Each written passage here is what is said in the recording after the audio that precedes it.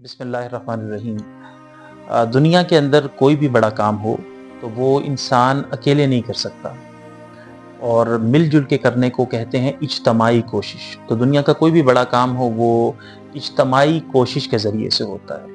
इस इज्तमाई कोशिश की जो सादा तरीन सूरत है ना, या इब्तदाई सूरत है, उसे शादी का इदारा कहते हैं। वो है जीवन साथ, जहाँ पर दो लोग मिल के काम करते हैं, ज़िंदगी को गुजारते हैं। तो अगर इन दोनों के अंदर एक मिसाली रफ़ाक़त हो जाए, एक कंपेनियनशिप हो जाए, अच्छे से चल सकें, अंडरस्टैंडिंग डेवलप हो जाए, तो ये दुनिया की सबसे बड़ी कंपनी होती है।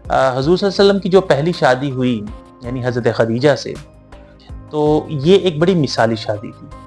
हज़रत खदीजा सुपर एलीट से ताल्लुक़ रखती थी, कोई मामूली दौलतमंद खातून नहीं थी, बिज़नेस वुमन थी। और जब नबी अक़दस अलैहिस्सलातु वस्सलाम उनके साथ मिल गए तो एक पीक परफॉर्मेंस हासिल हुई। और 25 साल गुजरे हैं लेकिन तारीख के अंदर कोई झगड़ा रिपोर्ट नहीं हुआ। ये गैर मामूली सूरत हाल थी। और देखें, हज़रत खदीजा ना सिर्फ अमीर थी और सुपर एलीट से थी, बल्कि उसके साथ निहायत दाना, तहम्मुल वाली, मामला फ़हम, समझदार खातून थी। उन्होंने अपने साथी को बहुत अच्छे से समझा और उसके बाद एक मिसाली ताल्लुक़ तश्कील पाया। इसलिए यहाँ पे रुक के एक बड़ी अहम बात यह है कि जो जीवन साथी होते हैं ना, शुरू के अंदर वो पार्टनर्स होते हैं, लाइफ पार्टनर्स होते हैं। अब अगर ये ताल्लुक़ बाकी रहे तो सिर्फ एक दूसरे को पसंद करते हैं, और अगर ये ताल्लुक़ बाकी रहे तो ये ज़्यादा अरसा नहीं चला करता। आहिस्ता आहिस्ता रंजिशें आनी शुरू हो जाती हैं, इख्तलाफात पैदा होना शुरू हो जाते हैं, अगर बात यहीं तक रहे।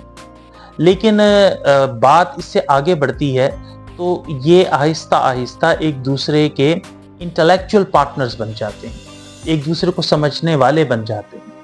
यहाँ पे वो गहराई इस ताल्लुक़ में नसीब होती है जिसके बाद फिर एक दूजे के बग़ैर वक्त नहीं गुजरता।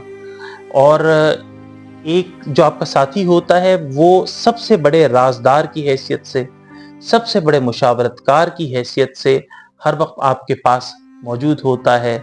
आप उसके साथ बातें करते हैं, दस्तयाब होता है, और इस तरह से ये दुनिया की सबसे बड़ी कंपनी चला करती है।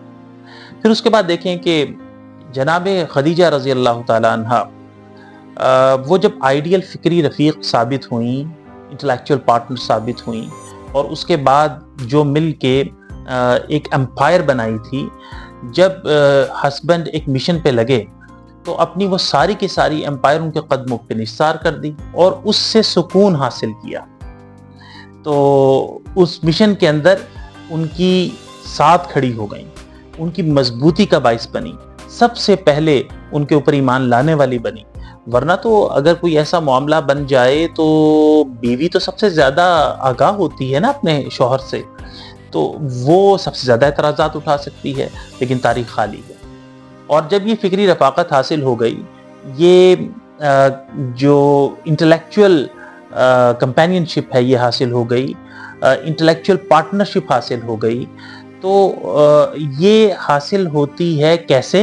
ये होती है अच्छी तरह अपने साथी को सुनने से और उसको समझने से। इसमें सिर्फ एक रुकावट है, वो रुकावट है बेसब्री। यानी जब दो लोग इकट्ठे हुए, मामलात को उन्होंने डिस्कस करना शुरू किया, तो ऐन मुमकिन है कि एक तरह से सोचे, दूसरा दूसरी तरह से सोचे, क्योंकि ज़हनी सलाहियतें मुख्तलिफ हो सकती हैं, देखने का अंदाज मुख्तलिफ हो सकता है।